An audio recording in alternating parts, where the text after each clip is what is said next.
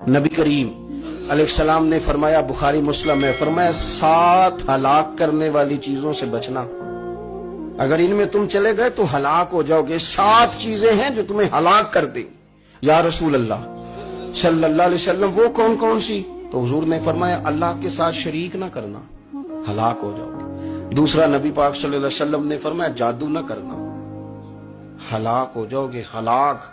اور یار جسے حضور فرما رہے ہیں ہلاک ہو جائے وہ بچے گا؟ نبی پاک صلی اللہ علیہ وسلم نے تیسرے نمبر پر فرمایا، جس شخص کے قتل کرنے کو اللہ نے حرام قرار دیا ہے اسے قتل نہ کرنا، ہلاک ہو جاؤ گے۔ چوتھے نمبر پر رسول پاک علیہ السلام نے فرمایا، سود نہ کبھی بھی کھانا، ہلاک ہو جاؤ گے، ہلاک۔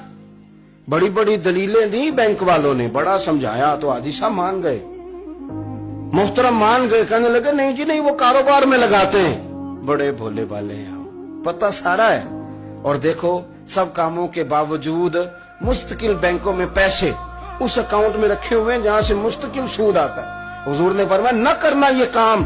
تو کہتے میں سود پہ پیسے لے کے کاروبار چمکاؤں گا، تیرے نبی پاک نے تو فرمایا تو ہلاک ہو جائے گا۔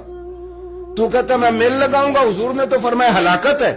تو کہتا ہے میں بڑا کچھ کر جاؤں گا تو ہلاکت ہے۔ اچھی طرح سمجھ لیں، اصل مال بھی ضائع ہو جاتا ہے اس بندے کا جو سود کا مال ملا لیتا ہے، اصل برکت بھی اڑ جاتی۔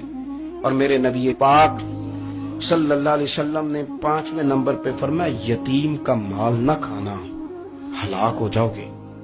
اور پھر 6 نمبر پر نبی پاک علیہ السلام نے فرمایا، کفر سے جہاد ہو رہا ہو تو کبھی پیٹ پھیر کے بھاگنا نہ، ہلاک ہو جاؤ گے۔